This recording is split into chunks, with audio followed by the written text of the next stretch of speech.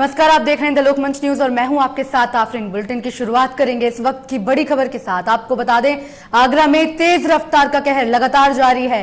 खोखे में जा घुसी अनियंत्रित ट्रैक्टर ट्रॉली हादसे में आधा दर्जन से अधिक लोग घायल हो गए हैं। साथ ही बताया जा रहा है कि सभी घायलों को इलाज के लिए अस्पताल में भर्ती करवा दिया गया है। इस वक्त की बड़ी और अहम जानकारी आपको बता दें, आगरा थाना सदर के राजपुर चंदी के 100 फुटा रोड का ये पूरा मामला। इस वक्त की बड़ी और अहम जानकारी, लगातार तेज रफ्तार का कहर आगरा में देखने को मिल रहा है। लोग सतर्कता नहीं बरतते हैं, जिसकी वजह से उनको इन हादसों का शिकार होना पड़ जाता है। खोखे में जा घुसी अनियंत्रित ट्रैक्टर ट्रॉली हादसे में आधा दर्जन से अधिक लोग घायल बताए जा रहे हैं, जिन्हें इलाज के लिए अस्पताल में भर्ती करवा दिया गया है।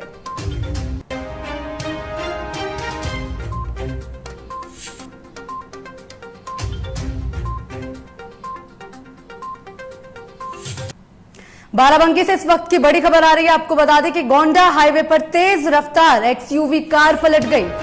जानवर को बचाने के चक्कर में कार चालक के अचानक ब्रेक लगाने से यह हादसा हो गया।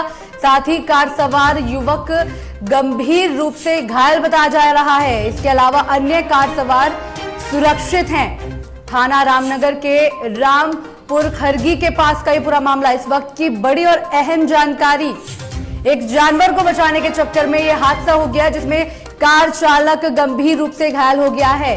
गोंडा हाईवे पर तेज रफ्तार एसयूवी कार पलट गई, जिसमें चालक गंभीर रूप से घायल हो गया है। साथ ही कार में मौजूद अन्य लोग सुरक्षित हैं।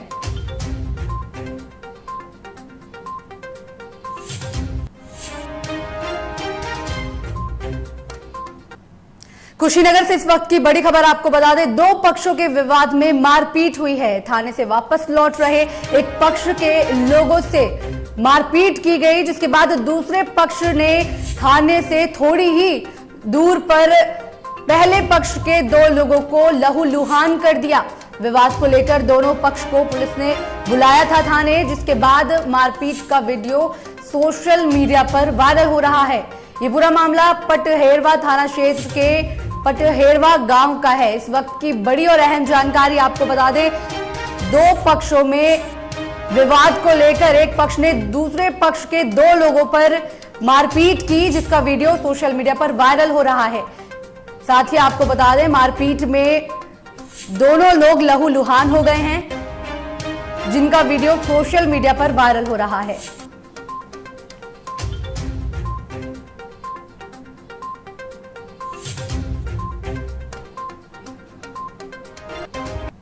इसी बीच लखनऊ से इस वक्त की बड़ी खबर आपको बता दें, एआरटीओ धनवीर यादव को निलंबित कर दिया गया है। गाड़ियों को गलत तरीके से दर्ज करने पर इन पर गाज गिरी है। सीबीआई जांच में तथ्यों में ये गलत पाए गए थे, जिनके बाद इनको निलंबित कर दिया गया है। औरैया एआरटीओ समेत प्रदेश के 3 एआरटीओ को निलंबित किया गया है। इस वक्त की बड़ी और अहम जानकारी आपको बता दें कि गाड़ियों को गलत तरीके से दर्ज करने के मामले में एआरटीओ धनवीर यादव को निलंबित कर दिया गया है और साथ ही सीबीआई जांच में इनको गलत पाया गया था, जिसके बाद इन पर कार्रवाई करते हुए इनको निलंबित कर दिया। साथ ही एआरटीओ के और 3 लोगों को निलंबित किया गया है।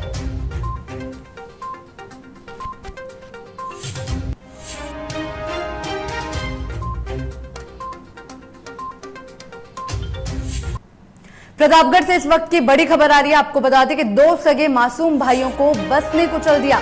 दोनों मासूम भाइयों की मौके पर मौत हो गई, जिसके बाद ड्राइवर बस छोड़कर फरार हो गया। आक्रोशित ग्रामीणों ने बस में तोड़फोड़ कर दी, साथ ही सड़क पर जाम लगा दिया। जेठवाड़ा थाना के शमशेर बाजार की ये पूरी घटना बताई जा रही है। इस वक्त की बड़ी और अहम जानकारी आपको बता दें कि लगातार तेज रफ्तार का कहर जगह जगह से देखने को मिल रहा है और अब यहां पर भी तेज रफ्तार का कहर देखने को मिला है, जहां पर बस ने 2 सगे मासूमों को अपने नीचे कुचल दिया और दोनों की जिसमें मौके पर ही मौत हो गई। वहीं आक्रोशित ग्रामीणों ने इस मामले को लेकर तोड़फोड़ की बस में, जिसके बाद वहां पर लंबा चौड़ा जाम लग गया और साथ ही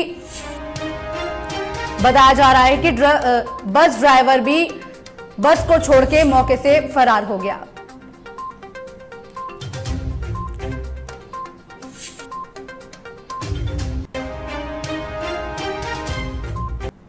बलिया से इस वक्त की बड़ी खबर आ रही है। आपको बता दें कि पुलिस और खनन विभाग का नया कारनामा सामने आया है। नरही थाना क्षेत्र के मिल्की गांव के पास गंगा से बालू का खनन किया जा रहा है। साथ ही खनन माफिया लगातार कर रहे हैं गंगा से बालू का खनन। इसी के साथ आपको बता दें, गंगा को वन विभाग ने जीव जंतु जड़ी बूटी के लिए सुरक्षित क्षेत्र घोषित किया गया है, लेकिन बावजूद इसके यहां पर खनन किया जा रहा है। सुरक्षित क्षेत्र घोषित होने के बाद भी नहीं हो सकता किसी प्रकार का यहां पर खनन, लेकिन भू माफिया यहां पर बाज नहीं आ रहे हैं और लगातार यहां पर खनन किया जा रहा है। पुलिस प्रशासन और खनन विभाग मूक दर्शक बना हुआ है और कोई कार्रवाई यहां पर नहीं की जा रही है। इस वक्त की बड़ी और अहम जानकारी, बलिया में खनन किया जा रहा है। पुलिस और खनन विभाग का नया कारनामा देखने को मिल रहा है, जहां पर गंगा से बालू का खनन किया जा रहा है। खनन माफिया लगातार यहां पर खनन कर रहे हैं और प्रशासन और खनन विभाग लगातार मूक दर्शक बना हुआ है और कोई कार्रवाई यहां पर नहीं की जा रही है। इसी के साथ आपको बता दें कि यहां पर वन विभाग ने जीव जंतु जड़ी बूटी के लिए सुरक्षित क्षेत्र इसको घोषित किया हुआ है, लेकिन बावजूद इसके यहां पर खनन किया जा रहा है।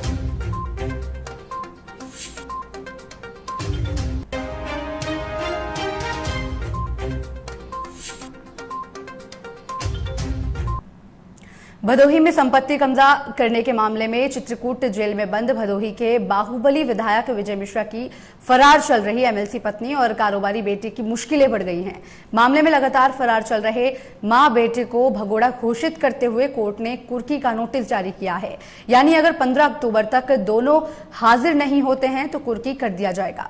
आपको बता दें कि ज्ञानपुर विधानसभा से चौथी बार विधायक बने बाहुबली विजय मिश्रा के खिलाफ उनके ही रिश्तेदार मकान में जबरदस्ती रहने और अन्य संपत्तियों पर कब्जा करने के लिए वसीयत लिखने का दबाव बनाने की शिकायत पुलिस से की गई थी, जिसमें विधायक की पत्नी रामलली मिश्रा और बेटे विष्णु मिश्रा भी आरोपी बनाए गए। मामले में न्यायालय में हाजिर न होने पर मुख्य न्याय मजिस्ट्रेट की अदालत ने दोनों को भगोड़ा घोषित करते हुए कुर्की का नोटिस जारी कर 15 अक्टूबर तक हाजिर होने का आदेश दिया है।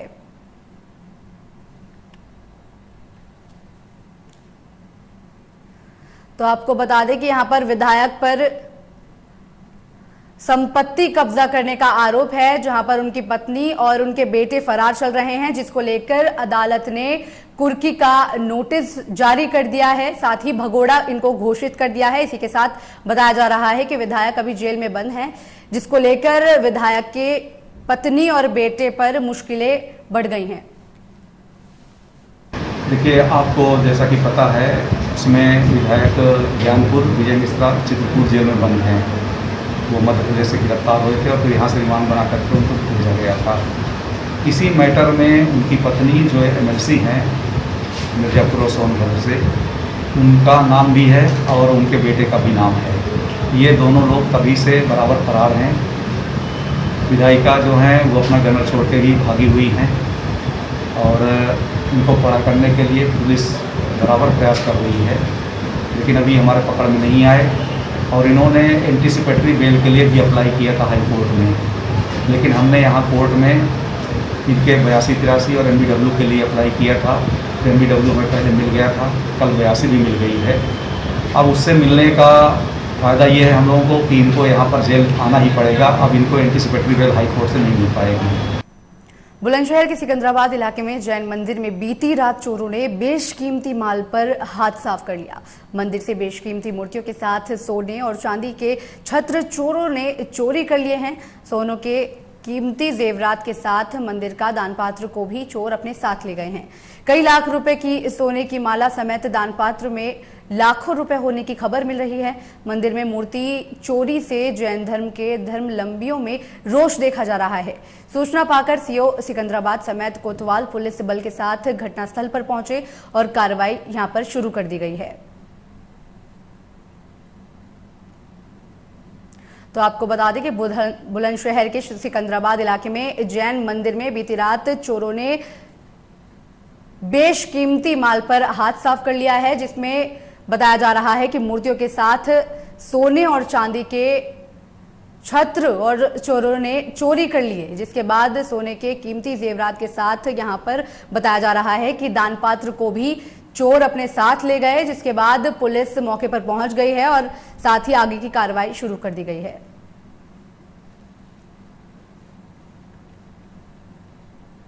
ललितपुर में अवैध कच्ची शराब के खिलाफ आबकारी और पुलिस लगातार संयुक्त कार्रवाई कर रही है, जिसके चलते कच्ची शराब का गढ़ डेरा ग्राम चीरा में छापेमारी कर 750 लीटर कच्ची शराब बरामद कर 20,000 लीटर लहन नष्ट किया गया है।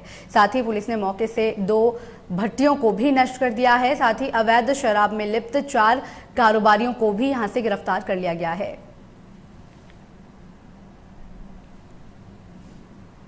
जनपद ललितपुर में अवैध शराब के निष्कर्षण और बिक्री पे लगातार हम लोग अभियान चला है और जो लोग इसमें संलिप्त पाए जाते हैं उन लोगों को कार्रवाई की जाएगी। एक सूचना कोतवाली अंतर्गत एक गाँव चीला की थी, वहाँ पर रेड कराएगी। भारी मात्रा में कच्ची शराब लगभग 800 लीटर और 20,000 के आसपास लहन जो बरामद हुआ। 2 भट्टियाँ मिली, डिस्ट्रॉय किया गया लहन को और जो 4 अधिक उसमें संलिप्त हैं उनकी गिरफ्तारी की वैधानिक कार्रवाई को उसमें कर रहे हैं। किसी भी दशा में अवैध शराब के निष्कर्षण या बिक्री हम लोग नहीं। उत्तराखंड के रुड़की रामनगर कोर्ट में उस वक्त हड़कंप मच गया जब खबर फैल गई कि अधिवक्ता को गोली लग गई है। आनन फानन में अधिवक्ता को सिविल अस्पताल में भर्ती करवाया गया है, जिसके बाद डॉक्टरों ने उन्हें प्राथमिक उपचार कर अस्पताल में भर्ती करवाया। गोली लगने की सूचना के बाद तमाम आला अधिकारियों ने मौके का मुआयना कर घायल का हालचाल जाना। साथ ही पुलिस इस पूरे मामले की छानबीन में जुट गई है। पुलिस ने जांच पूरी होने से पहले कुछ भी कहने से मना कर दिया है। साथ ही वहीं अधिवक्ता ने घटना के बारे में कुछ भी बोलने से साफ इनकार कर दिया है। मंगलौर सीओ अभय सिंह ने बताया है कि रामनगर कोर्ट में प्रैक्टिस करने वाले अधिवक्ता को गोली लगने की सूचना पर पुलिस मौके पर पहुंची और सभी पहलुओं से मामले की जांच की जा रही है।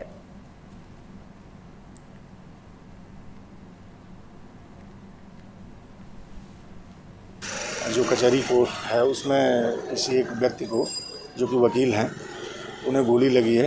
इस संदर्भ में पुलिस की टीम वहाँ तत्काल मौके पर पहुंची है और वहाँ आस पड़ोस के लोगों से जो और वकील साथी थे इनके, उनसे पता करने पर पता चला कि ये एक्सीडेंटली इनको गोली लग गई है। अब चूँकि अभी इनका सिविल अस्पताल में इलाज चल रहा है, इनसे हम पूछताछ कर रहे हैं कि उपचार के बाद पूछताछ करते हैं और अभी इसकी। उत्तराखंड में उधम सिंह नगर के रुद्रपुर कोतवाली में प्रधानमंत्री रोजगार योजना के नाम पर लोगों से लाखों रुपए की ठगी करने का मामला सामने आया है। ठगी करने वाले युवक को पुलिस ने हिरासत में लेते हुए जांच शुरू कर दी है। साथ ही बताया जा रहा है कि इकबाल खान नाम का युवक लोगों से प्रधानमंत्री रोजगार योजना के नाम पर ठगी करता था। आरोपी लोगों से 90,000 रुपए लेकर एक मशीन दिया करता था, जिस पर मशीन से पेंसिल पर कलर किया जाता था। आरोप है कि आरोपी मशीन बेचने के साथ ही लोगों को 20,000 रुपए सैलरी देने की बात भी करता था। आरोपी ने रुद्रपुर, किच्छा, सितारगंज, खटीमा सहित अल्मोड़ा और बागेश्वर जिले के भी लोगों से 15 से 20 लाख रुपए ठग चुका है, जिसके बाद पीड़ित लोगों द्वारा रुद्रपुर कोतवाली पुलिस को तहरीर देते हुए न्याय की मांग की गई है।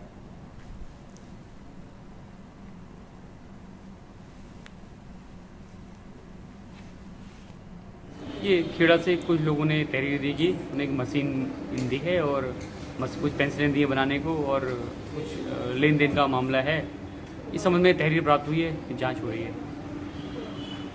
जांच की बात करेगी जाएगी। और इसके अपने भी झूठे जाली आधार नंबर बना रखे हैं इसने, जिनके आधार पर लोगों को किसी को निज़ाम के नाम से, किसी को इकबाल के नाम से, फादर्स नेम भी उनमें चेंज होते थे। और इसी आधार पर इसने कहा था पहले मशीन 93,000 रुपये की है और बाद में इसने कहा है कि उसके जो मालिक है उसके बेटा हुआ है, उसने उसके मतलब बेटे की खुशी में इस मशीन को 30,000 की कर दी है। और 30,000 के नाम पे लोगों ने सोचा कि 63,000 की छूट के आधार पे बहुत बेचारे जिनके घर में रोटी नहीं जल्दी, चूल्हा नहीं जल रहा था, अपने बच्चों के पेट काट के उन्होंने, किसी ने 10% पे, किसी ने 5% पे, किसी ने अपने जेवर डाला, किसी ने कुछ करा, किसी ने उधार उठाया और लोगों को इसको पैसा करके दिया इकट्ठा। और इसने कहा कि 10 तारीख को मशीनें आ जाएंगी, लेकिन जब 10 को नहीं आई, 11 की तारीख को हमने इसको 9 बजे, इसने कहा कि 9 बजे तक मशीन आ जाएंगी, 9 बजे मशीन नहीं आई, हमने इसके पीछे हम भागे। फिलहाल मेरे साथ इस बुलेटिन में इतना ही। बाकी की तमाम खबरों के लिए देखते रहिए तलोक मंच न्यूज।